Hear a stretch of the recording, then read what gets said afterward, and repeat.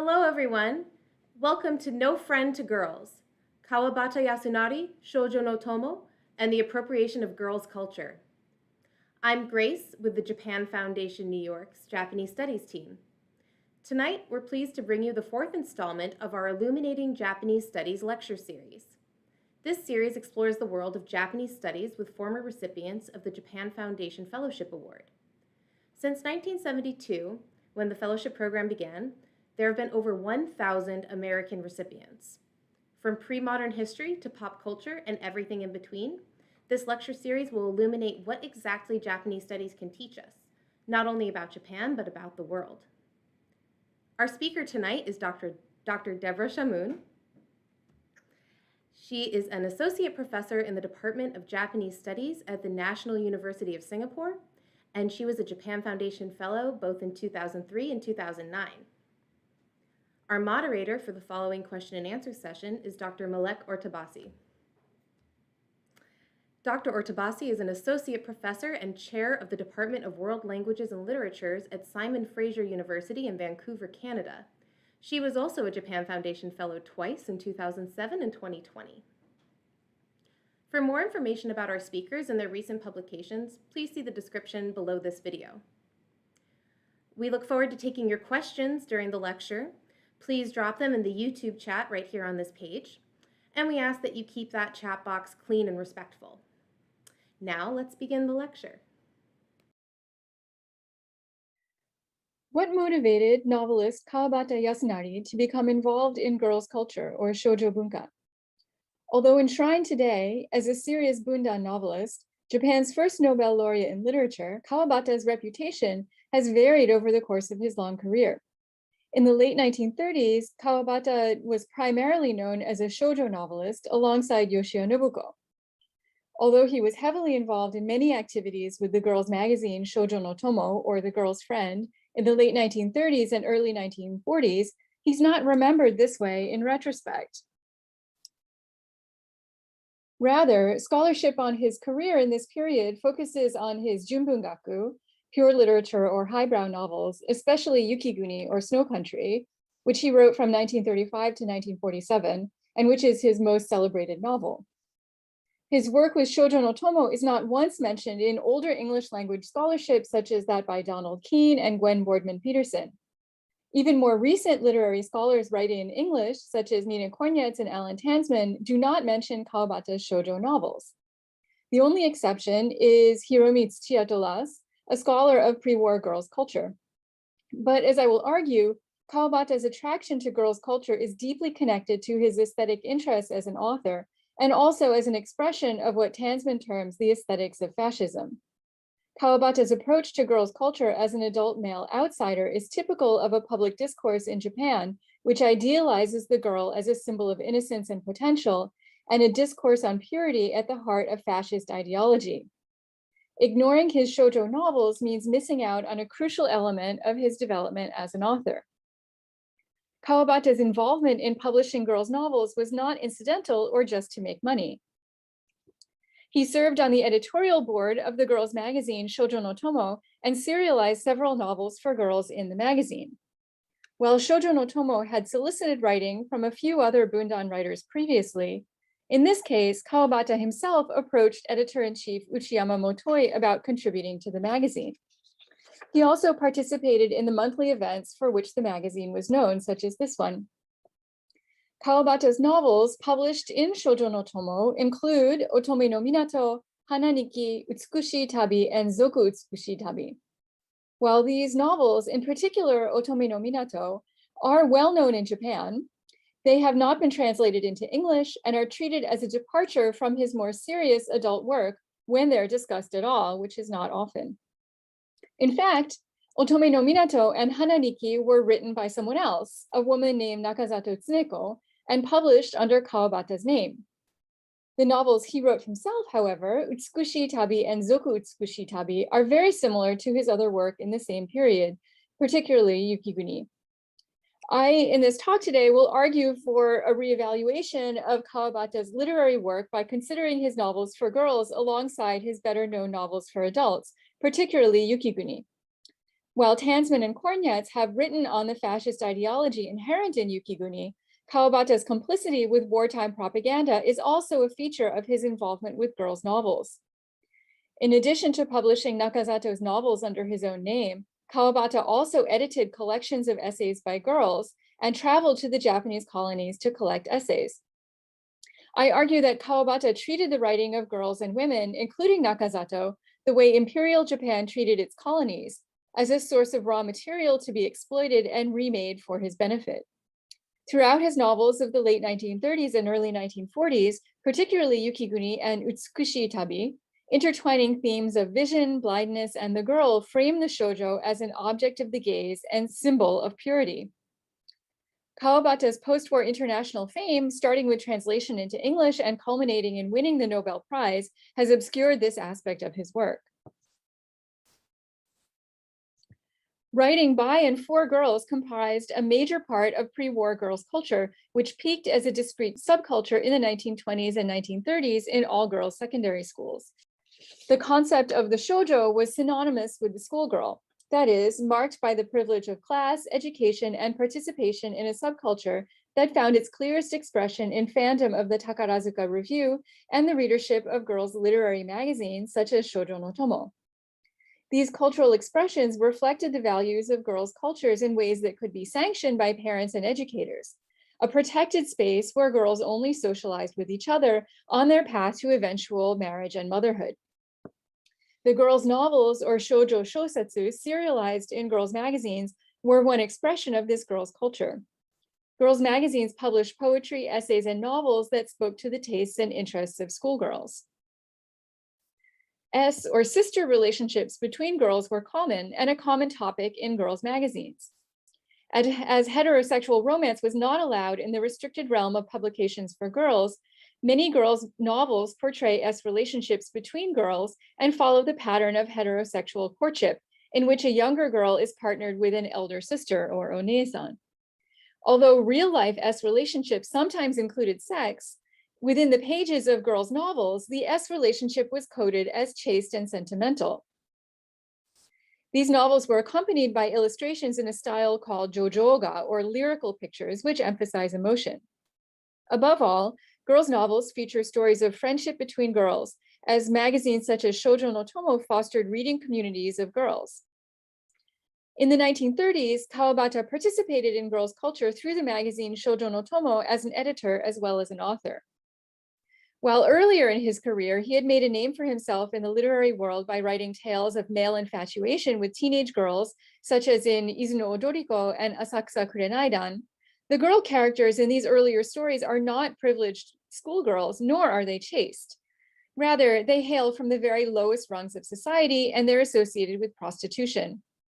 Of course, the novels that Kawabata published in Shōjo no Tomo betray no hint of adult sexuality, unlike the novels he wrote for adults, many of which feature sexualization of teenage girls. But even in his writing for girls, Kawabata's writing is voyeuristic and appropriative. So what does it mean to appropriate girls' culture? As with any subculture, it's futile to attempt to establish clear ownership or an origin point of an authentic girls' culture. Girls' magazines were edited by men, and many of the contributors were men. What makes Kawabata's involvement appropriative is the way in which he repeatedly treated girls' writing as a natural resource for him to utilize, excavating its themes, language, and motifs to make explicit links with Japanese colonialism in the 1930s and 1940s. The concept of appropriation derives from post-colonial studies as a means to understand the logic of colonization. As Spur writes, quote, "The colonizing imagination takes for granted that the land and its resources belong to those who are best able to exploit them according to the values of a Western commercial and industrial system." While Spur refers to Western colonizers, this is the same logic Japan used in its colonization of Manchuria, which Kawabata visited and thematized in his fiction. Louise Young writes, quote, "The process of empire building in Manchuria touched the lives of most Japanese in the 1930s in one way or another." So because of this, it shouldn't be surprising that Manchuria emerges as a theme for Kawabata, particularly as he was sent there as part of state propaganda and mobilizing writers and artists. Cultural appropriation expands the concept beyond natural resources to cultural expression. Ziff and Rao argue that cultural appropriation, quote, harms the appropriated community, can either damage or transform a given cultural good or practice, and wrongly allows some to benefit to the material, meaning the financial detriment of others. Kawabata's use of girls' culture fits this definition. Kawabata did benefit financially by publishing the writing of girls and women under his own name. Additionally, he transformed the signifiers of girls' culture for his own uses in his fiction. While in the 1920s, he used sketches of the underworld as fodder for his narrative experiment in new sensationalism in Asakusa Kurenaidan, by the 1930s, he looked instead to girls' writing for the same kind of direct, natural expression. Turning to Shōjo no tomo, Kawabata's offerings and those by girls and women display a marked difference in tone, style, and theme. While writing by girls and women in Shōjo no tomo is about friendship between girls, Kawabata's writing for and about girls is about trying to reach the sublime through a voyeuristic gaze on the girl.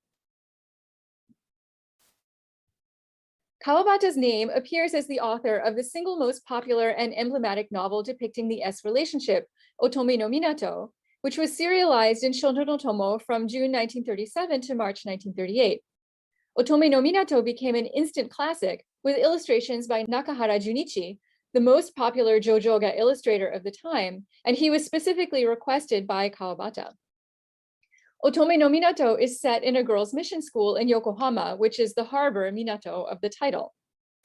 The main character is Michiko, a first-year student. On her first day at school, she receives love letters from two would-be elder sisters, Yoko and Katsuko.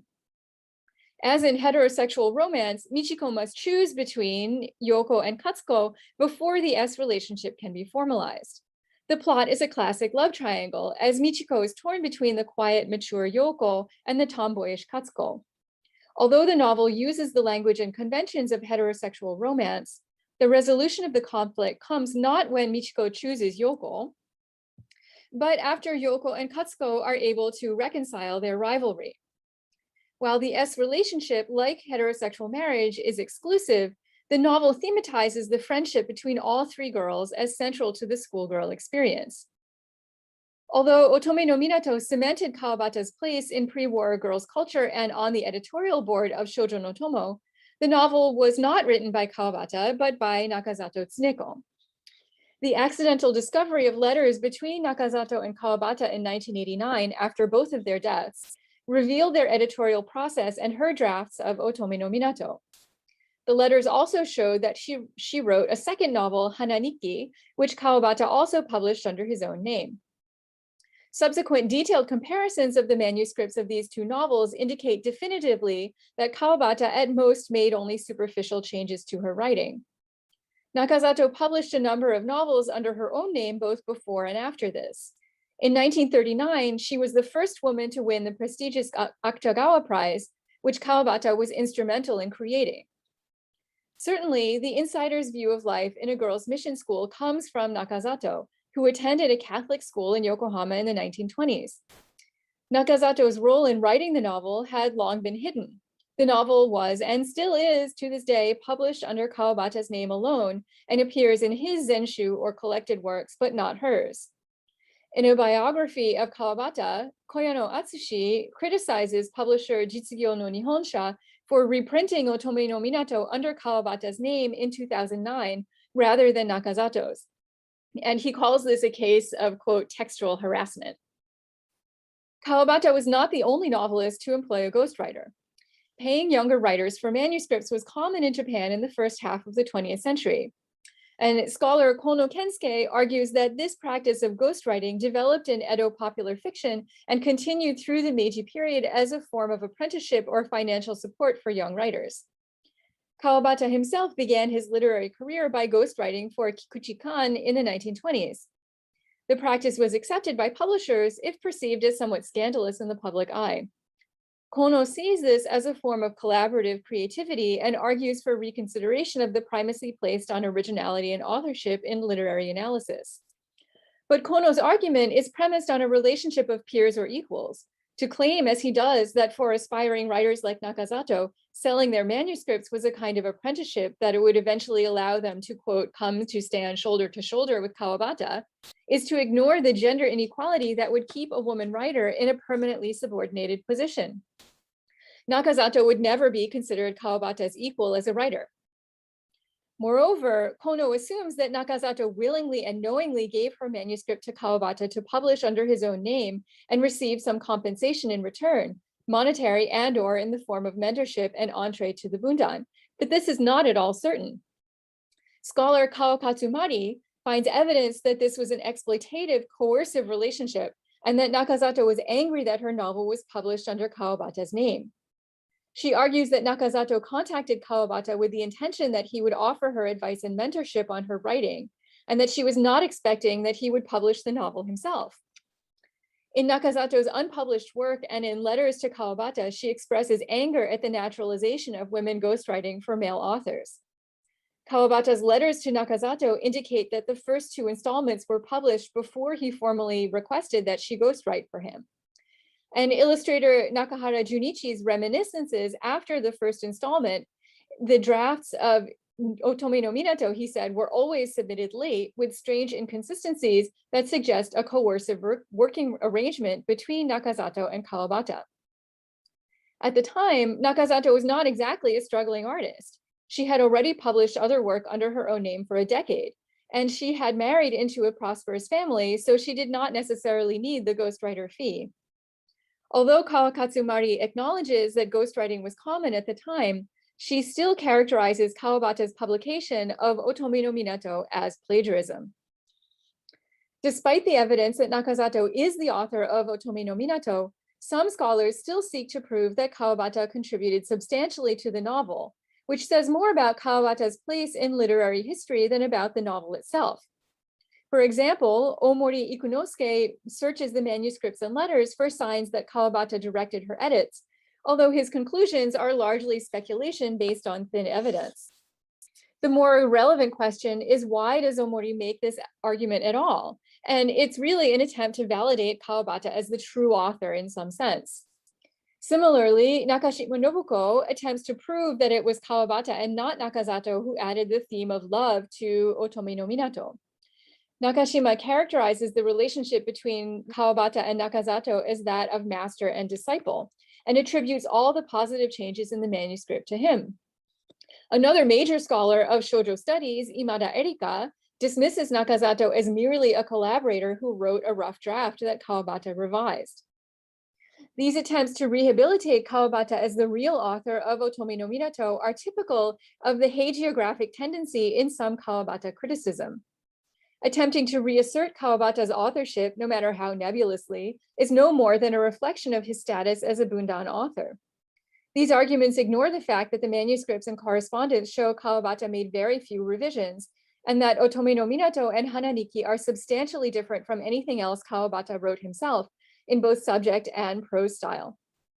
Perhaps it's unsettling to think of Japan's first Nobel laureate for literature as a plagiarist.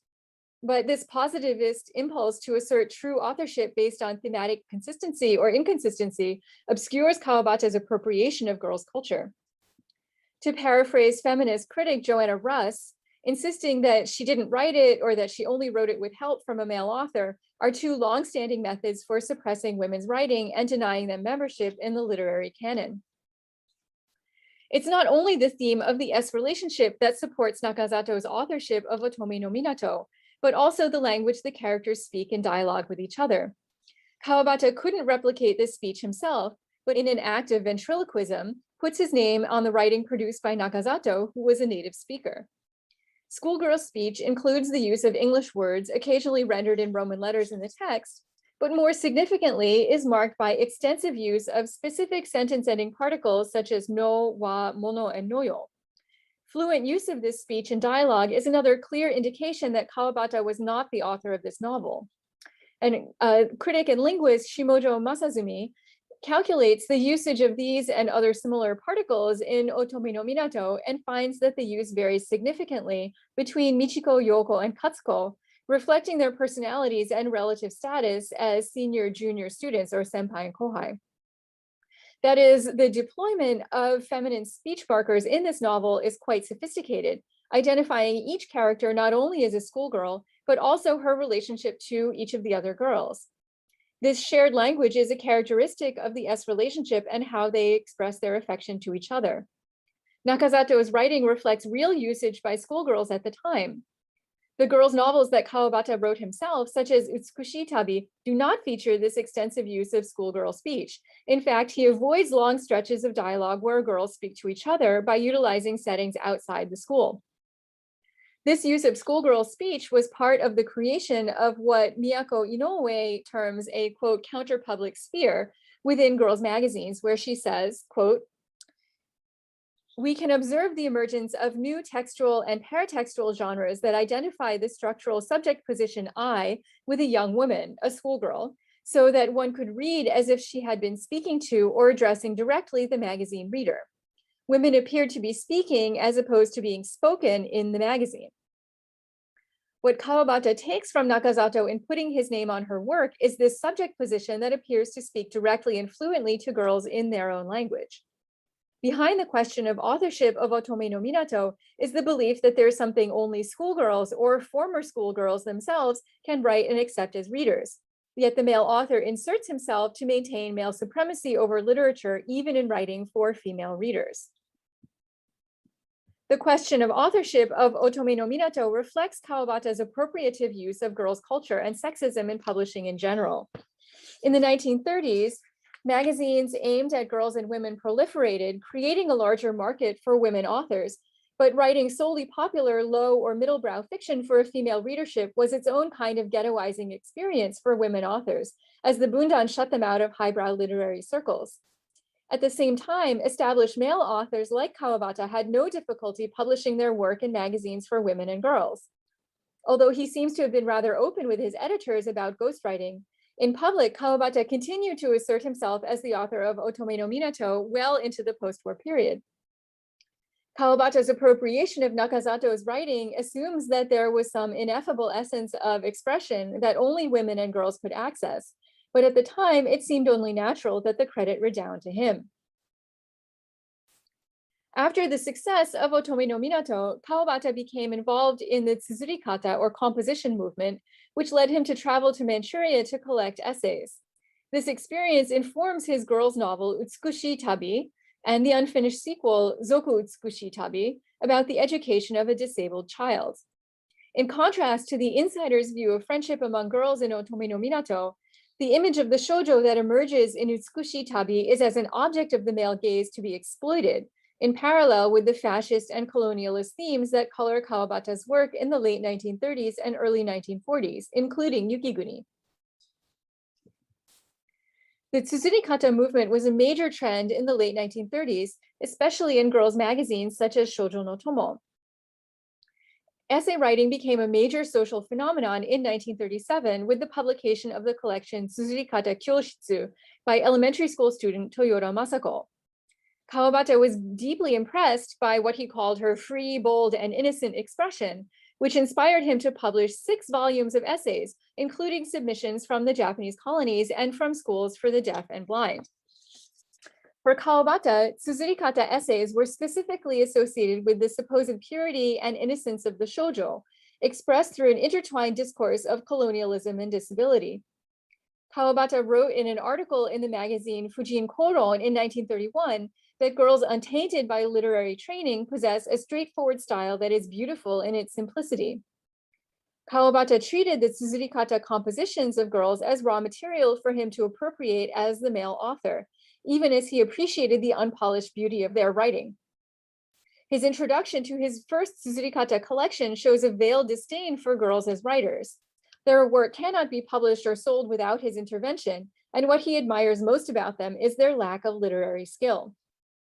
In this regard, Kawabata treats the girl writers the way the Japanese Empire regarded the colonies, particularly Manchuria. The attraction to the natural rough-hewn beauty derives from its ability for exploitation. This association of Manchuria with girls is in contrast to the portrayal in shonen or boys' magazines, which associated Manchuria with adventure. And Faye Kleeman writes that pop culture images of Manchuria were overwhelmingly aimed at boys. However, Kawabata was not the only writer of girls' novels to travel to Manchuria and use it as a setting. Yoshio Nobuko did as well, and Shōjo no Tomo featured many articles on the Japanese colonies.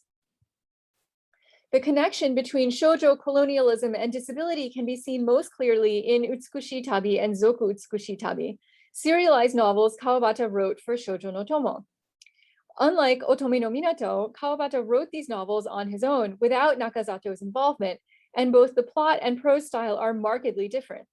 This is not a story of S relationships, but about the education of a 6-year-old girl who is blind and deaf.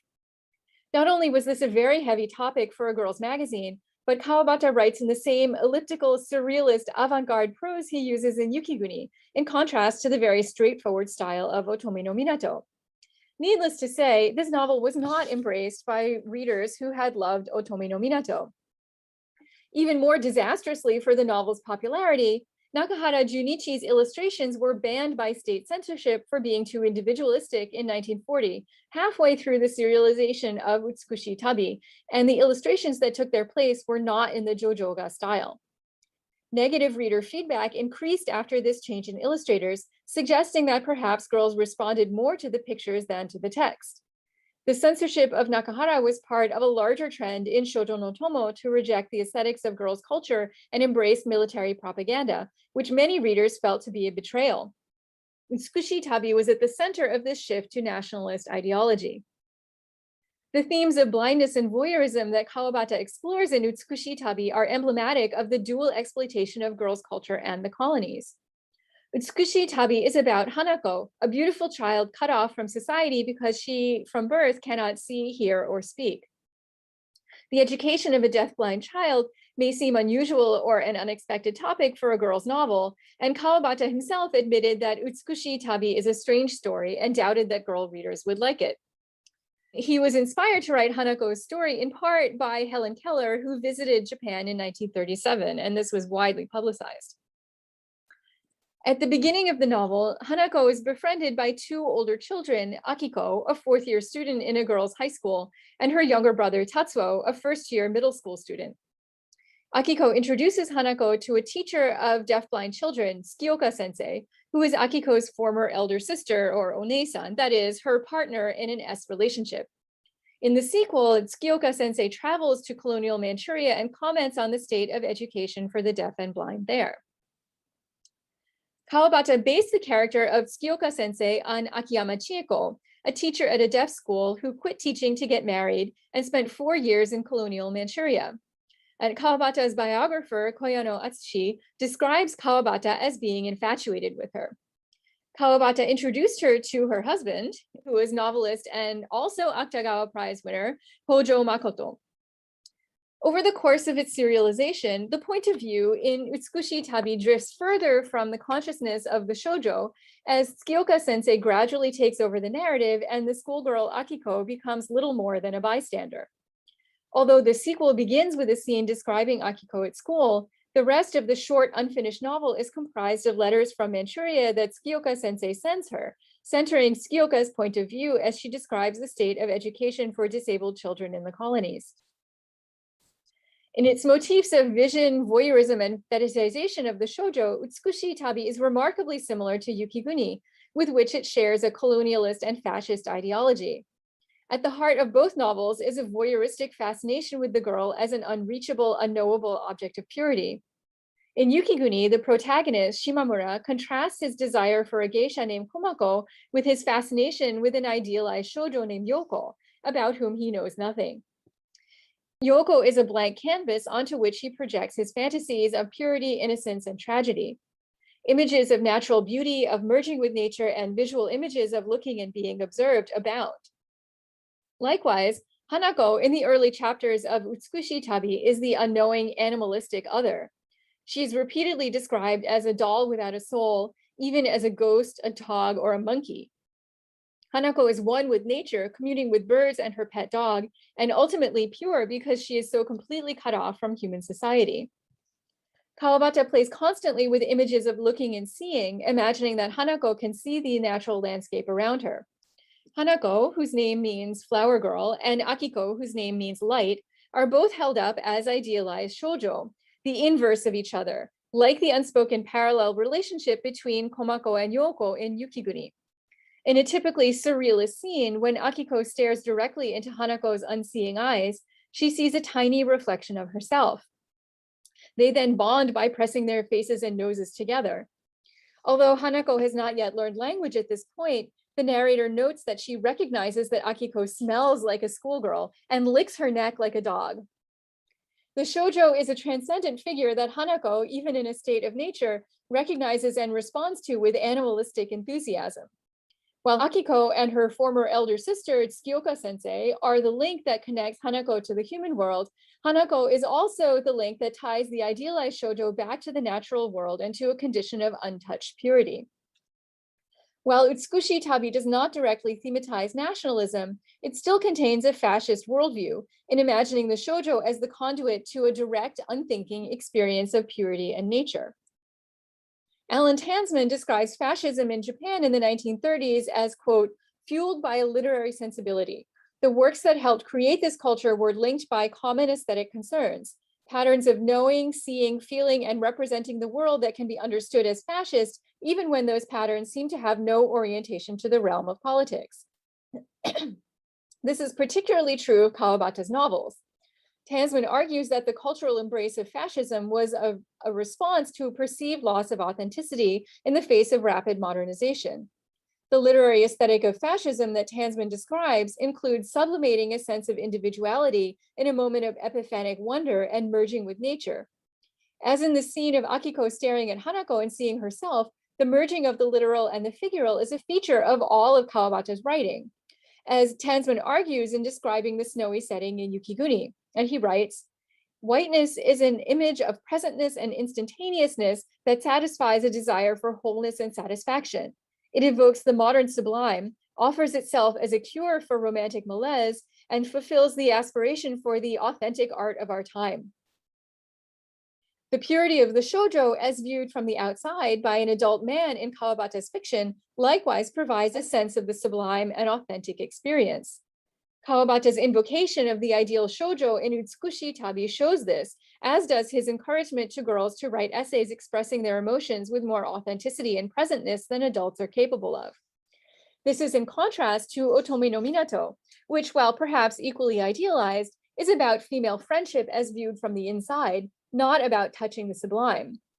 This contrast encapsulates the meaning of girls' culture for girls themselves versus its use by adult men such as Kawabata who are fascinated by it. It also explains why during the war years, insider expressions of girls' culture like Nakahara Junichi's illustrations were suppressed and censored for not contributing to the war effort, while Utsukushii tabi and more overtly the sequel could be the vehicle for a nationalist message. As Tansman explains, although Yukiguni is not propaganda, the conditions of fascism create a particular kind of airless aesthetic, as fascism must obliterate all competing narratives. As we can see in the contrasting narratives of Otome no minato and Utsukushii tabi, when Kawabata writes a girl's novel himself, he strips away all agency and intentionality from the shōjo. She becomes quite literally, like Hanako, the empty vessel on which to project his own crisis of cultural positionality. In the search for authenticity in the face of fascist reality, watching from the outside as editor and encouraging girls to access authentic emotions in their essays was Kawabata's attempt to create an alternative narrative of Yamato Gokoro, or nationalist spirit, but one that was based on a patriarchal position and that could not withstand the wartime rhetoric. Blindness, both literal and figurative, as well as voyeurism, were major aesthetic obsessions for Kawabata in the 1930s and 1940s, and a key way in which he created objectified, idealized shōjo characters. One example is his novel Josei Kaigen, or Enlightenment of a Woman, which was serialized in the newspaper Hochi Shimbun from 1936 to 1937. As in the English word enlightenment, Kaigen can mean both spiritual awakening and gaining literal vision. The plot of Josei Kaigen follows a girl student named Reiko who befriends a blind girl named Oshima, then brings her to Tokyo and introduces her to a doctor who performs surgery to restore her sight. Although the novel features a friendship between two girls, theirs is not an S relationship premised on romance or friendship, but is described in maternal terms, or we might even say paternalism, with Reiko bestowing an act of charity on an abject and grateful Oshima. Kawabata considered this novel, with its lengthy poetic ruminations on blindness and vision, as a companion to or the origin of Utsukushii tabi. While there is no blind character in Yukiguni, there are many scenes of voyeurism, or more specifically, of a man gazing on a girl who does not look back. In her analysis of Yukiguni, Nina Kornietz links Shimamura's voyeurism of Yoko with a fascist sensibility and links Yoko's virginal purity with longing for connection to the natural world. In describing the scene where Shimamura observes Yoko's reflection in the darkened train window, Kornietz writes, quote, "Looking at the mirror image of pieces of Yoko, Yoko's eye does not return the look. In fact, Shimamura does not here give himself to be seen. The literal cutting off of Yoko's image from affect and bodily presence, and her head from her body and her eye from her face, and the projection of these severed body parts onto the landscape suggests that Shimamura's desirous act of looking, which seeks to give shape to Yoko's desire, meets and encounters a lack or absence." This scene is similar to the way in which Akiko stares into Hanako's blind eyes and sees a reflection of herself. Like Yoko, Hanako is both the living embodiment of pure nature and the abject other. Another shorter work from this same period, Yubei Shōjo, also depicts a male narrator voyeuristically observing a transcendentally beautiful girl character described as having eyes shining like a hawk, contrasted with an older, more mature woman. In this case as well, the girl is associated with nature, that is the hawk, and a male voyeurism that is not met by a return gaze from the girl herself. The concept of the shōjo is the missing piece of Kornietz's Lacanian analysis of Yoko as the objet a that is sutured into a, quote, specifically national, imaginary, and nationalistic landscape. The producers of the film version of Yukiguni perhaps understood that Yoko is a shōjo because they cast former Takarazuka star Yachigusa Kaoru in the role, emphasizing the link to girls' culture. While for the girls themselves, shōjo culture was a refuge from patriarchal pressures, for adult men such as Kawabata who observed them from the outside, the shōjo was the unknowable other, with her private language and impenetrable relationships, an object of sexual desire and a sign of idealized nationalism. All this is symbolized in the gaze that is not returned, the shōjo that is enclosed in blindness and does not return the desiring look. As Kornietz argues, Kawabata uses virginal characters, that is, the shōjo, to aestheticize fascism. As in so much of Kawabata's writing, the female characters are figured as closer to nature, expressed in vulgar sexual embodiment. Tanizaki is usually the author associated with these qualities, while Kawabata is considered an aesthete, but in his own way, Kawabata's writing is just as shockingly physical. As an example, in Yukiguni, Shimamura refers to the scent of Komako's vagina clinging to his finger, although as Kornietz points out, the English translation obscures that image, which she describes as rather gross in the Japanese original. And it's perhaps the most memorable image from the film, as most of the images that I found online of the film depict this moment, including a still showing Yoko witnessing this scene, which she doesn't do in the novel. Kornietz writes that the fascist loss of self in the overwhelming moment is achieved through the experience of both the vulgar and the sublime, embodied in women and girls. In much of Kawabata's writing, adult women like Komako represent the vulgar, while shōjo like Yoko represent the sublime. These shōjo characters, such as Yoko and Hanako, must be kept pure within these fictional fascist fantasies, but in his career, Kawabata put their writing to use, both by taking Nakazato's novels and in publishing collections of Tsurikata essays. A major theme in Yukiguni is wasted effort, in the way Shimamura characterizes Komako and in his fetishization of the labor of girl weavers, making cloth to be bleached in the snow. In Yukiguni, Shimamura is the expert whose tastes confer meaning and value on the work of the unconscious traditional artisans, whose gaze give meaning to the lives of Komako and Yoko. Similarly, Kawabata, the author, confers meaning and value on the writing of girls and young women. As he says in the introduction to his Tsurikata collection, without his name on the cover, it would never sell. And he was correct. The writing of girls was not valued as highly as that of the male Bundan author. The fascist colonialist themes implicit in Utsukushii tabi become explicit in the sequel. There's a direct parallel between Tsukioka sensei's trip to Manchuria in Zoku Utsukushii tabi and Kawabata's own trip to Manchuria in 1940 to participate in Tsurikata activities with both Japanese and colonial subject children as part of the government's larger project of spreading Japanese culture and, crucially, Japanese language. Zoku Utsukushii tabi likewise emphasizes scenes of children from multiple ethnicities and language backgrounds, including Manchu, Korean, White Russian, and Mongol, learning and communicating in Japanese. And scholar Miura sees a parallel between Tsukioka sensei's goal in the novel of teaching deaf children to express their inner spirit and the goal of the real-life Suzurikata movement, which was also about promoting self-expression. Self-expression in Japanese language ties together all these efforts: colonization, Suzurikata, and deaf education. In other words, the nationalist message of Zoku Utsukushii tabi is not an aberration or imposed from the outside, but of a piece with Kawabata's involvement in the Suzurikata movement. The narrative framework of Utsukushii tabi and the sequel reveals the disconnect between Kawabata and girl readers, as well as the colonialist ideology in his work. Kawabata's interest in the shōjo was as a blank slate, but what the girl readers valued in Otome no minato was the interiority of the characters. In Utsukushii tabi, the early chapters are primarily from Akiko's point of view. As a girl student, she is the point of identification for readers. The novel at first presents Akiko's interiority and encourages the reader to join her in pitying Hanako, who lacks interiority because she lacks language. But Akiko does not directly participate in Hanako's education, and eventually Tsukioka sensei takes over the narrative. Akiko disappears even more completely in the sequel, which is mostly comprised of letters Tsukioka sensei sends her. Just as the narrative presents Hanako first as an object of pity and then brings her into language in order to grant her interiority, the children in Manchuria are constructed in the same way. The humanitarian effort of improving education for disabled children in the colonies is inextricably fused with the goal of Japanizing colonial subjects.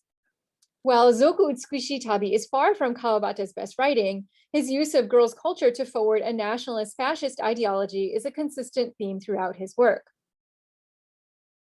Kawabata continued to write about the fetishized shōjo in his post-war novels, but the context and reception of his work changed significantly as it was translated into English. As Ochi Hiromi explains, Kawabata, the Nobel laureate, was the creation of translations by Edward Seidensticker in the 1950s, which were informed by the politics of American liberal intellectualism and repositioned Japan as a key Cold War ally in Asia. Seidensticker published his first translations in the 1950s in literary magazines connected to Cold War propaganda, aimed at turning Western intellectuals away from communism and promoting the arts of certain Asian countries as allies, particularly India and Japan. Seidensticker's first translation from Japanese in 1953 was of Dazai Osamu's short story Oto, or A Cherry, in Encounter magazine. And this was a magazine that was run by the Congress for Cultural Freedom and later revealed to be a CIA-funded false front.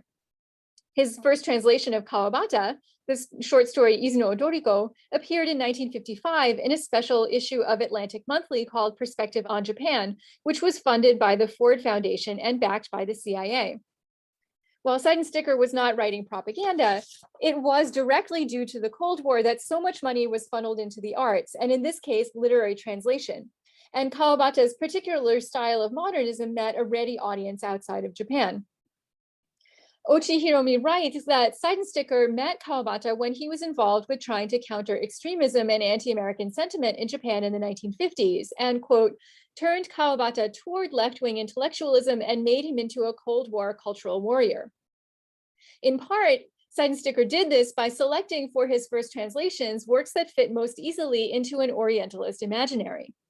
Seidensticker translated Izuno Odoriko in 1955 and Yukiguni in 1956, both featuring the gaze of an urban intellectual man on uneducated rural girls, which, as Ochi writes, invites othering and Orientalism.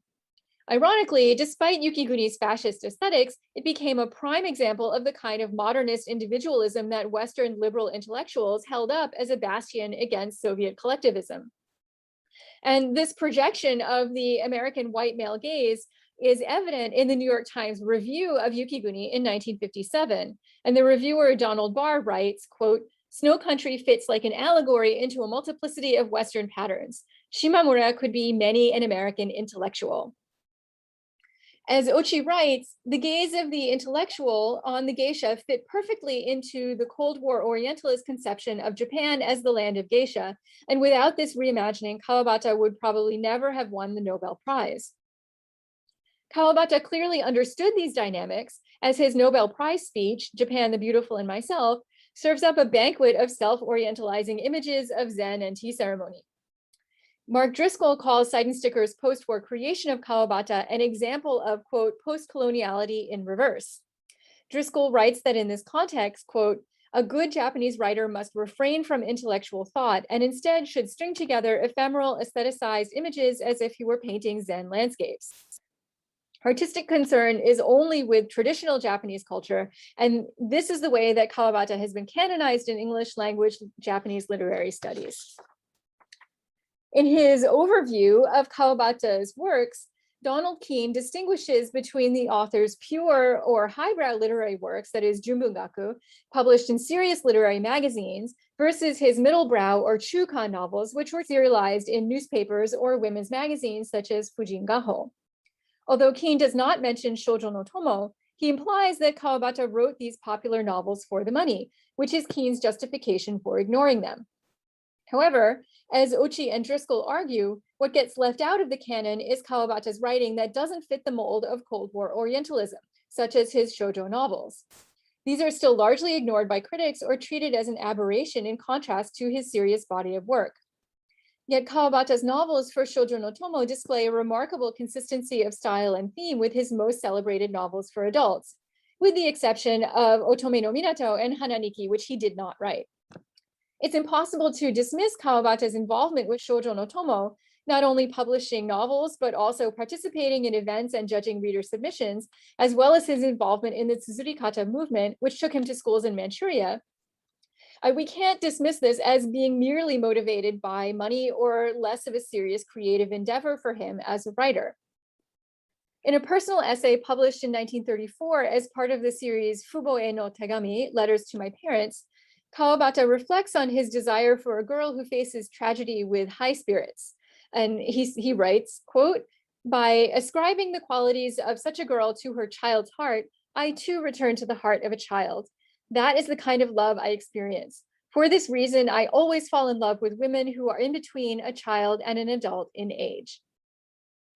What Kawabata here describes is not the child or girl in general, but specifically the shōjo, imbued with the sublimity of the natural world, who serves as the conduit for his blissful obliteration of self and is material for his writing. Analysis of the shōjo in his writing, not only as erotic fixation, but as a consistent topos that he appropriated from girls' culture, brings us to a deeper, more complete understanding of Kawabata's novels. Thank you. And here I include some of the sources that I used in my writing, which I did not reference earlier in the presentation. And I look forward to your comments and questions.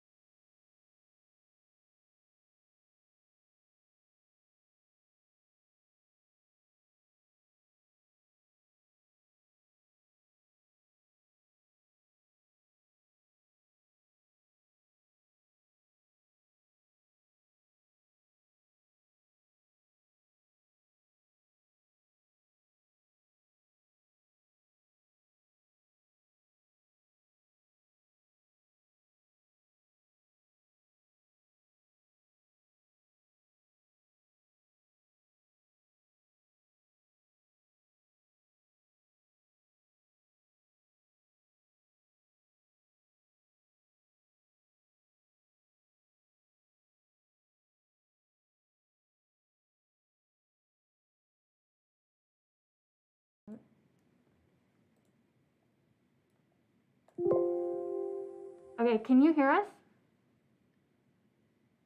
Oh, nope. Hello.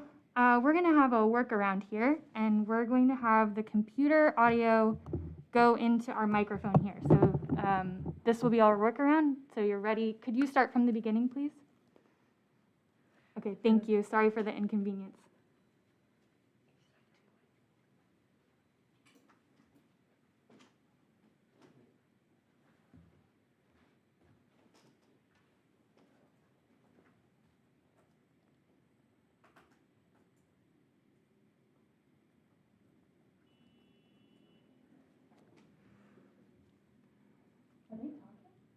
Yeah, but I can't hear it.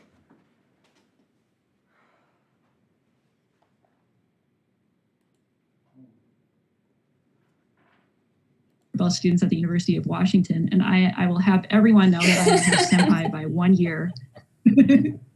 But we've had occasion to talk about these issues for a long time. And wait, now I'm seeing again that no one can hear me. Sure there was a problem with the audio, but we can hear you now. So thank you so much, everyone, for your patience. And Okay. Dr. Shamoon and Dr. Ortabasi, we can hear you now. So. Oh, we can? Yes. It seems to keep dropping out, though. There's a 20-second lag from the output to YouTube, so that may be why. But, okay. Okay. Please right. go ahead. Yeah, I never know what. Okay. Go ahead. All right. So, third time's the charm, right?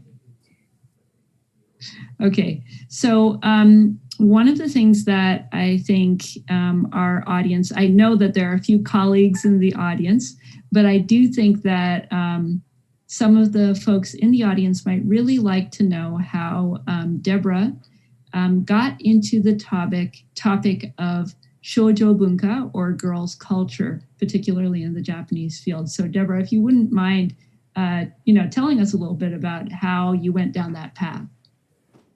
Sure. Great. Thank you. And also thanks very much to Japan Foundation for asking me to speak. I really appreciate having the opportunity to talk about this with all of you. And thanks to everyone for participating. I've been seeing the comments and they're great. Thank you. I've always been interested in women's issues and feminist interpretation of literature. And even though my talk today has really been exclusively about literature, my actual field of research for most of my published work is on manga. I initially became interested in shōjo manga, or girls comics, out of feminist interest in what was going on with girls' culture. And as I started looking more at the history of this, I realized that shōjo manga didn't appear out of nowhere. That it had these deeper roots in a pre-war girls magazine culture, which, in the United States, I didn't know anything about. And so I started researching that more. My first book, Passionate Friendship, is on the history of girls magazines and how that led to the development of shōjo manga. So in my research on girls' magazines and the new shōjo in general, I realized that the shōjo is actually a really important topic in Japanese culture in a way that it doesn't exist quite in the same way, certainly in the United States. And so I became more and more interested in this in terms of girls' studies, shōjo studies, which is finally emerging as a significant field in Japanese language scholarship, and then in English language scholarship starting to catch up on that. And so in my first book, I wrote about Otome no minato, and I knew that Kawabata was not the author. I had read the Jitsugyo no Nihonsha publication and all of this stuff that, like even though Kawabata's name is on the cover, on the inside it says, well, actually Nakazato wrote this or maybe contributed to it in some way. But then I realized that I needed to go back to that and look at it in much more detail. And I discovered this whole treasure trove of information about it in Japanese language scholarship. which wasn't available yet in English. So I think that was kind of how I got into writing about this more. Yeah, no, it's a fascinating topic, and I mean, I'm a comparatist as well as a Japanologist, right? So I really like looking at other studies of girls' culture as well, and I mean, it's really fascinating to see how some of these things translate across borders, and some of them don't. But certainly, that whole split between high and low culture, right? You know, the idea of high literature and then children's literature or girls' literature being marginalized, and that, and I think what your talk did so well was to highlight how that marginalizes the authors of that work as well. Except, I guess, if you are a prominent author already of so-called high literature, which allows you to then dabble, you know, in the other world. But it's very different to cross over the other way, particularly if you are a female author, and that is certainly not unique to Japan. The one thing that I ran across was the Frances Hodgson Burnett, the author of The Secret Garden and Little Lord Fauntleroy, and how much flack she took. She was incredibly popular transatlantically, right? And she took so much flack from certain male modernist authors because her work wasn't up to snuff, right? And it's like, well, who's selling more, right? You know, so yeah. Yeah. And a lot of these authors were really popular in translation in these girls' magazines also, and particularly Burnett and also Louisa May Alcott. And all of their work was translated and published in these magazines, even right through World War II. Even as they're censoring all of this stuff, or, you know, they're still like encouraging this appreciation of Western high culture, including this kind of literature. Right. But yeah, although it's high culture, but it's, you know, they're classics now, you know, they're girls' classics now, but at the time they were for girls, right? Yeah. And, you know, certainly they got some good critical reviews, but in the end they were for girls. So they weren't, you know, they weren't considered as highly as some other works. Anyway, thank you so much for that, answering that question. I would like, actually, because it's connected, I would like to grab a question from the Q&A by one of our colleagues. Thank you, Catherine, for your question, because it's connected to what I just asked. If I could, yes. So this idea of how you found, in particular, sort of this, you know, the Kawabata manipulating shōjo culture and sort of maybe other male authors doing similar things. I'll leave the question of race out of it for now, but let's focus on the first part of the question, Catherine, if you don't mind. That whole idea of maybe any other, how you stumbled across this particular issue of male appropriation, and whether you've observed it at all in other authors. Yeah, so I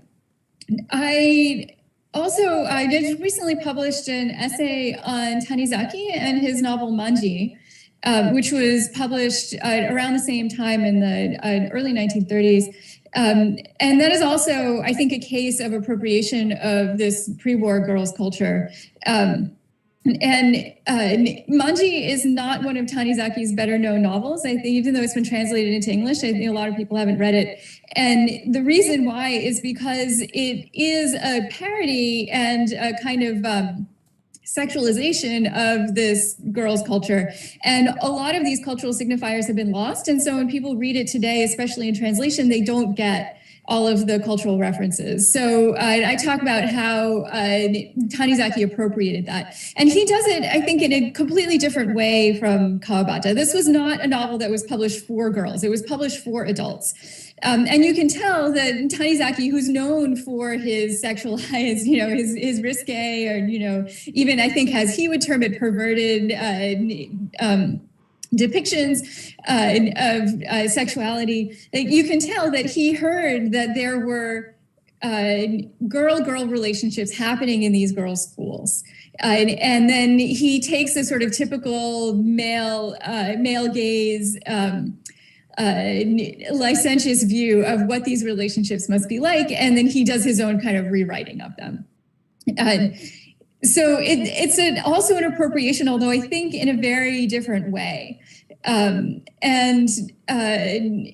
then later in the post-war period, the novel Manji was made into a film, and it was the first depiction of a female-female kiss in Japanese cinema. And even though the film itself was reinscribes the male gaze, it is not at all a feminist film. It was kind of one of the early forerunners of queer cinema in Japan. And we don't really know how it was received when the film came out, but it's possible that it was subject to this kind of queer revisionism as people would watch it, and there were no other depictions of female couples, and so it was a first step in that direction, and it later got queer cinema developed in other ways. So I'm published on that as well. So I think Tanizaki, Kawabata are two of the key figures in terms of appropriating pre-war girls culture, but this has still continued to this day in different forms. Laura Miller has a really excellent article on this that talks, it came out in 2011, so it's, I guess, about 10 years old now, but she talks about the Cool Japan initiative, and particularly the ambassadors of CUTE, the Kawaii Taishi, who were three young women who were selected to represent different types of girl culture, contemporary girl culture, and then to be sent around by the Japanese government to promote Japanese pop culture. And she sees this also as an appropriation of girls' culture, of a male gaze reimagining and sexualizing this culture. And instead, she tries to look at what's really going on with actual girls in Japan at the time, and the way in which they're imagining themselves differently. And I think she raises a really important point that a lot of the Cool Japan initiative and the popularity of Japanese pop culture overseas relies on sexist stereotypes of Japanese women and on sexualization of a culture, partially a sexualization of culture that is developed by girls for each other. And then gets used in other contexts not for the benefit of girls, but for the benefit of the large corporations or the Japanese government promoting Cool Japan. Thank you. I'm keeping an eye on the time, and so I had a question of my own that sort of incorporates a couple of the questions in the Q&A about asking about pre-war shōjo culture and post-war shōjo culture and the decline and this kind of thing. And I think what that made me think, and also listening to your lecture, was this sort of, and as somebody who studies children's literature, right? There's literature for children and there's literature about children. Yeah. So there's literature for girls and there's literature about girls. And it's quite clear that certainly the works that Kawabata wrote for girls were actually about girls and not considering the girl reader, right? But there is always that question of, well, what does that mean, right? Like what differentiates a book for children or a book for girls from the other, right? And I think one of the things that you brought up, and I think is very, very important to remember, is the sexualization of girls sort of in these texts, around these texts, as a result of these texts, and whether and how girls' culture gets appropriated in a certain way. And this is just my own take, but I would love to hear what you say about it, because one of the things I've noticed is that certainly, you know, if we go post-war and we look at shōjo manga, we look at shōjo culture, this is not true of all of it, but there are things for girls in which the girls are sexualized and clearly a result of the male gaze, right? And for those of you who are maybe wondering what the heck we're talking about when we say the male gaze, some of you in the audience, I'm sure most of you have heard of it, but if you haven't heard that term, it basically means the idea that women in film, literature, cultural productions generally are being posed there in order to be watched by men. They don't act as real characters. They don't have depth. They're really there to be looked at, right? So I find that in contemporary popular culture, whether it's manga or anime or whatever, the ideal of the girl that is promoted to girls is very much this sexualized girl in many cases. So I wonder, do you think there's a connection there, or am I just, I'm talking about something else, right? You know? That certainly happens, and yeah, you know, that I think that happens across cultures also. But like in my book, what I talk about the portrayal of the shōjo in Japanese literature and in Japanese popular culture. And I think it's not just a matter of sexualization. So the image of the shōjo that arises out of girls' culture, like I just talked about, it emphasizes friendship and connections between girls. And certainly in the pre-war period, the shōjo years were understood as those few protected years in school where you could really be yourself with your friends, but that was going to end because the school years would end with an arranged marriage. And then you'd have to put it all behind you. Now in the post-war period, that's changed a lot because the social conditions have changed. And, you know, you see talk about Eian no shōjo, the eternal girl. So women can choose to, or at least aspire to, maintain this freedom of the shōjo years even after they marry and have children. But in terms of the male gaze on the shōjo and the way that men represent the girl or the shōjo in Japan, it's not only a matter of sexualization, but also, I didn't talk about it so much in this, but in the book I talk a lot more about how this shōjo figure is both an object of fascination, but also of fear. So the shōjo emerges immediately at the beginning of the Meiji period when the schoolgirl suddenly, you know, appears as a social type and as a character in fiction.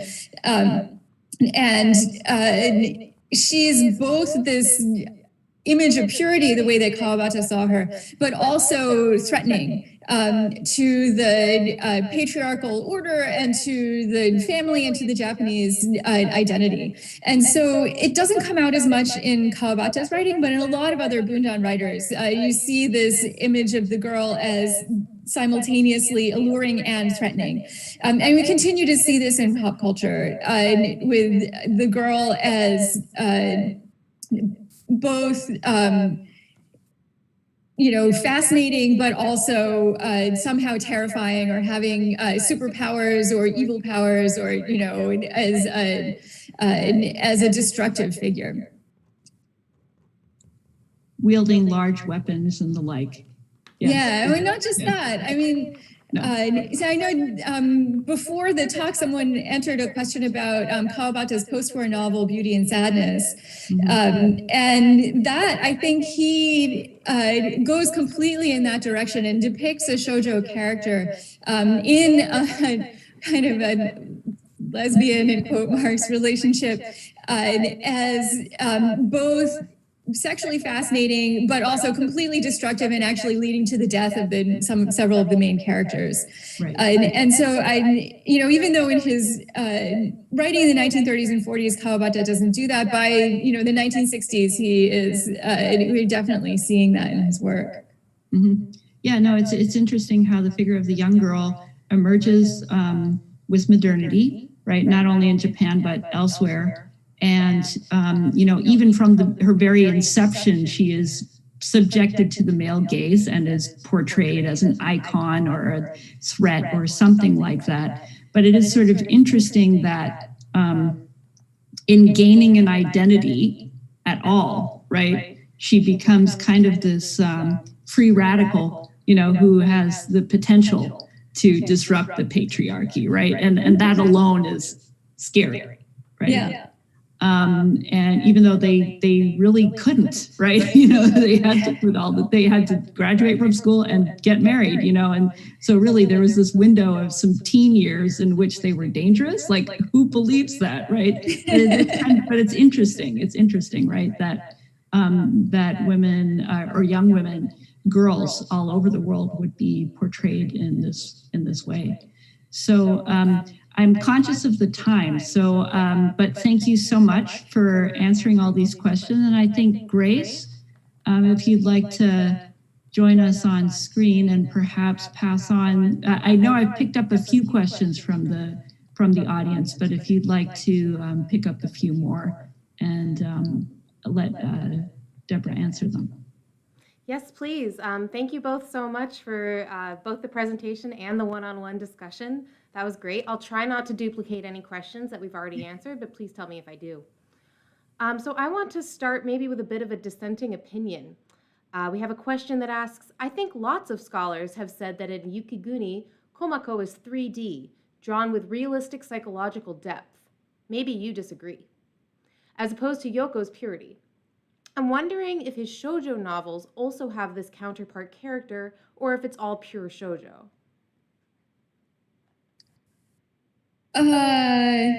Yeah, I don't think that I ever said that Komako didn't have any depth. That Yoko is the one who's the blank screen that Shimamura doesn't know anything about. And she's the shōjo character. And in his novels for adults, it's very common that Kawabata has this kind of pairing where there is the shōjo and the adult woman.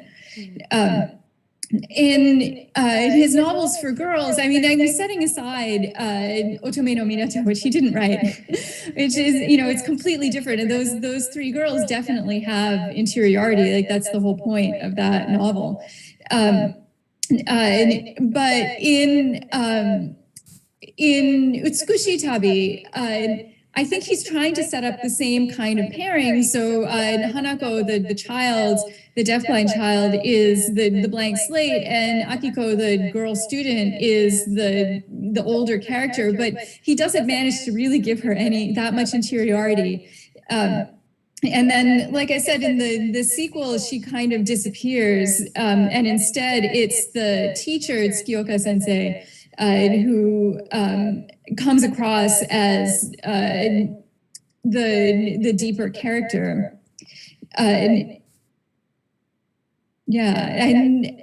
But Kawabata was very frustrated with that book and eventually stopped writing it. I think he was struggling to get these ideas across. And even in some of the other books that I mentioned, like Josei Kaigen, which he actually finished, and it's really long. It's like 600 pages, I think. But he, in interviews and comments that he made afterwards, which you can see in the Zenshu, he was also very frustrated with that novel, and he felt that it didn't really, it didn't do what he wanted it to do. He couldn't write about it the way that he wanted to, which is, I think, why he came back to these topics again in several other novels. Yeah, I mean, I think it's easy to forget, especially when we encounter these things in translation, that we're really only seeing a tiny portion of his output. I mean, he wrote a tremendous amount, particularly in the 1930s and 40s. And there's a lot that hasn't been translated and that isn't really discussed, partly because it's not as successful artistically. And even Kawabata himself felt that some of his novels worked better than others. But this is typical of all writers, really. Thank you.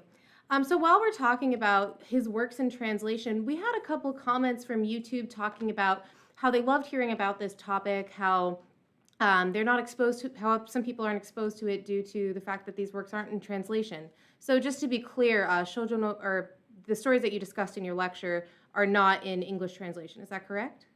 Yeah, they're not. Yeah, Yukiguni, Snow Country has been, has translated. Obviously, I talked about the translation. But yeah, these shoujo novels have not been translated, and nobody writes about them in English. There's been quite a bit written about them in Japanese. But yeah, like I said at the beginning of the talk, it's treated as if this was not at all part of his literary legacy. Right, and it's interesting that you bring up that it's discussed more frequently in Japan. We had one comment that said, "I'm delighted that Nakazato is getting the credit she deserved," and that made me wonder, do you think that she's getting the credit she deserves? I was going to ask in translation, but you just answered that. But is she getting the credit she deserves in Japan? I don't think so. I mean, I agree with Kawabata's biographer, Koyano Atsushi, that it's really, it's kind of shocking that Jitsugyo no Nihonsha, the publisher, would publish this under Kawabata's name. And it wasn't that long ago. I mean, less than 10 years. And, this was all well known. When you read the book, like immediately on the inside, if you open it up, it says, well, actually, it seems there's some evidence that actually someone else wrote this, or, maybe she was involved in there's like little afterwords that appear in the volume that talk about this. But yeah, I mean, like, why wasn't her name put on the cover? These zenshu were put together quite a long time ago, and I'm not sure how often they get updated. But yeah, like there's a very thick volume of Kawabata zenshu that is the shōjo years, like his shōjo writing, and it includes Otome no minato and Hananiki. And it doesn't really talk about Nakazato at all. So yeah, I mean, I think definitely there could be more attention paid to her as a writer, and to several of the other women writers who were involved with Shōjo no tomo and with girls' novels in the pre-war period. It's difficult to argue for translations for their work, because I think we tend to forget that translation isn't just about what we personally find interesting or what is academically interesting to discuss. It is actually a market, and it needs to be able to sell to readers today. And it's difficult to sell girls' novels to contemporary readers because there's so much of the 1920s and 1930s. And they're from a very different era. A lot of the linguistic nuances that I talked about are hard to get across in English. And even in Japanese, they don't really speak to contemporary interests. So there's a certain amount of romanticism, or like Taisho Roman, or, like looking back nostalgically to the aesthetics of the 1920s and 30s girls' culture, and that's how Jitsugyo no Nihonsha has positioned these reprints, and they really emphasize the illustrations, which are gorgeous. And so that's, I think, what people are reading it for in Japan. It's hard to do the same thing in translation. So I'm kind of not surprised that these haven't been translated. I think the big name in girls' novels is Yoshiya Nobuko.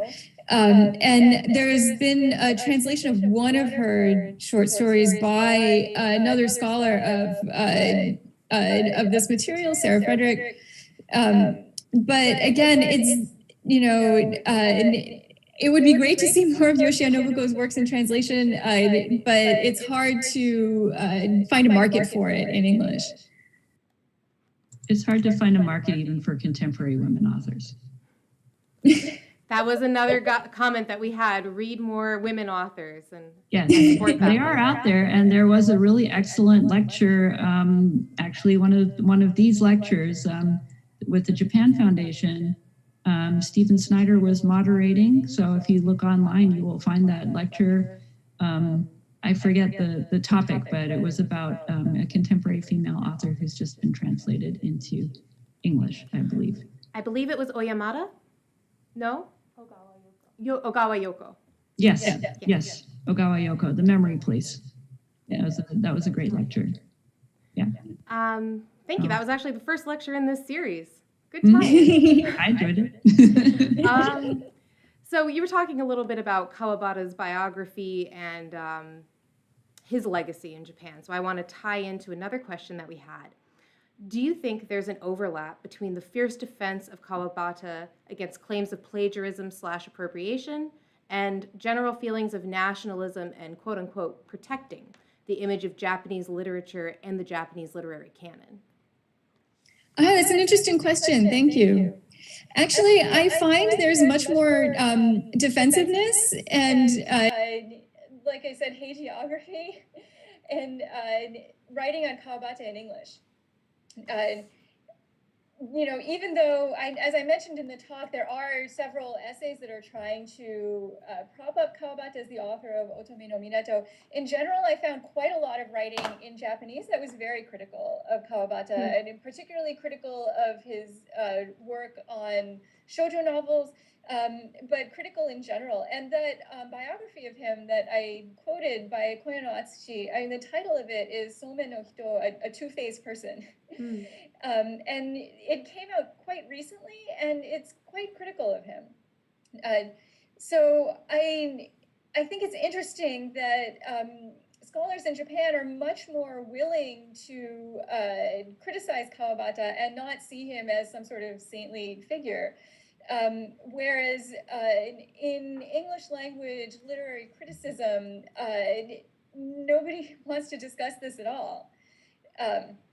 And I have gotten quite a bit of pushback on when I have been writing about these things. So I think it is not so much nationalism, but not wanting to look at the Cold War legacy of how all of these things got translated and why certain authors are held up as canonical and how those canons got formed, that it was part of a political formation that happened as our field of Japanese literature was being formed in the 1950s, 1960s, 1970s, and not wanting to go back and really interrogate that.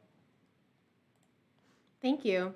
And while we're talking about your scholarship and your writing, I'd like to tie in this other question that we got.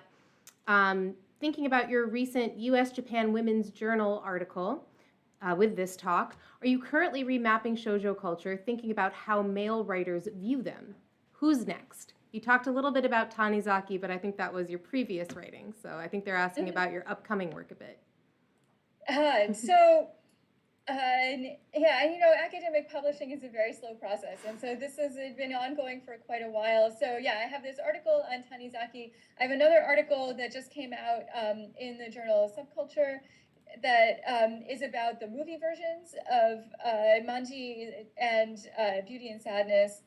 And then the topic of this talk today will be forthcoming in the Australian journal called Japanese Studies, probably sometime next year. But I think that might be it on this topic. As I said, or at least for now, as I said, my main field is manga. And I'm actually in the middle of a large multi-year research project that hopefully will culminate in a book on the history of manga in Japan in the 1950s, 60s, and 70s. It's not exclusively on girls' comics, on shōjo manga, but what I'm trying to do is bring shōjo manga into the larger discourse on the history of manga in Japan. I think too often shōjo manga is treated as its own thing and talked about separately, even in my own writing. And so it's important to talk about the history of manga in general in Japan and see how comics for girls fit into that, particularly in the earlier eras when the publishing was less gender divided than it is now. Yeah, sorry, I don't have another canonical male author that I'm going after next. At least not at the moment, maybe in the future. Got it. We just got another question, and I wonder if it might tie into your main focus is manga, and this is a visual representation question. I'm sorry, I don't have the scholar's first name, but S. Kinsella is researching otokonoko and men who dress as girls, joso, not Western drag. Did men in your girl research participate in physical practices or interest in quote unquote girling as trans culture? Oh, gosh. Wow, that's a big question. I need to think about that more. Okay. I mean, yeah, you know, certainly the Takarazuka is one site that people look at for that. You know, the Takarazuka started in 1914, so it's been around for a very long time. And in the 1920s, Takarazuka was not the only theater troupe like that. There were a number of other ones that were built on a similar model of girls playing boys' roles. So there was a lot of fascination, but I hesitate to label that as trans in the way that we think about that term today, because the understanding of gender and the gender binary, it was so different in the 1920s, and the way that these things were constituted. Yeah, I don't have a good answer to that question, but thank you for that. I think that's a good thing to keep in mind as I'm continuing to revise this. Sure, and sorry, my first thought was Tanizaki. To be honest, right? I feel like there might have been a scene in Naomi where Joji dresses up like a girl? I don't think so. No, not dresses up like a girl, but yeah, I could be wrong, but I don't know. Sorry, Sharon, I don't know either, but it seems like. Well, there's a so when the movie version of Manji came out, the actresses, I'm blanking out on their names. I think Wakao Ayako. And the two main actresses were big names in the 1960s. They did public interviews with Tanizaki. And then these interviews have been reprinted, and they're teasing him about this. And, you know, because the story is set in the 1920s, even though the movie was made in the 60s. And they say, oh, you know, there used to be this thing called S, and there were these, you know, like girl-girl relationships back then. And then they start teasing Tanizaki and saying, how about when you were in school? You know, like, I bet you were really popular with all the other boys, and you had these kind of relationships too. And he says, oh, no, I was never a bishonen. Like, I wasn't popular that way. But yeah, like, there's this strange moment of, you know, like, in the 1960s, I think the older S relationships, or these kind of like schoolgirl, schoolboy relationships, are starting to fade away and be replaced with American-style dating among teenagers, and also queer culture that was being imported from the United States into Japan. And that's starting to take over instead. And there's this moment of, like, you can see the older culture disappearing and then it being replaced with a newer understanding of queer culture. And I wonder if that ties in, we might go a little over here, but Dr. Otabasa, you mentioned this question. I'm not sure if we got a straight up answer. Did the decline of shōjo culture in the post-war period, did that contribute to post-war neglect of Kawabata's pre-war girls writing as part of his work in Japan and the West? Yeah, I mean, really, these girls' magazines become completely replaced by shōjo manga, which I don't see as a negative. You know, like, the culture just changes. You know, the experience of the teenage years changes, and so the magazines are also changing. And there are also very interesting things going on in shōjo manga that replace it. But yeah, certainly, as that culture fades away, you know, Otome no Minato was a huge hit in the 1930s, but by the post-war period, it gets forgotten. And I think that is possibly one of the reasons why Kawabata's shōjo writing gets neglected. But like I said, I think there's also a complete reimagining of his work once he gets translated into English. And it has to do with you know, the Cold War positionality of Japan as a creative literary nation to justify the United States sending all of this money there. But it also has to do with this first generation of English language scholars like Donald Keene, who very clearly saw all of this popular writing as inferior. And so he's there to create the canon, and the canon is the serious Junbungaku stuff like Yukiguni and everything else. So not just the writing for Shōjo no Tomo, but everything that he published in newspapers and other magazines like that. It gets completely left out of the canon. Well, thank you both so much. I think we're just about at the end of our time here. We got so many questions about where can people read more. So, Dr. Shamoon, I know you mentioned that the content of this talk will be coming out in some form in an Australian Journal of Japanese Studies.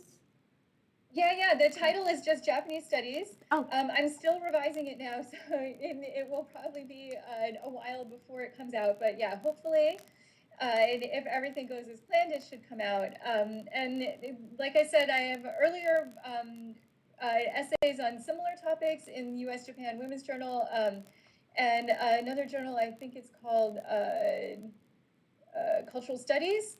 Is the title of it's a special issue on subcultures that just came out last year. Great, so we have past works to read and more to look forward to. And Dr. Otabasi, do we have any works to look forward to from you as well? Oh, well, now if I could just get to Japan on my Japan Foundation grant.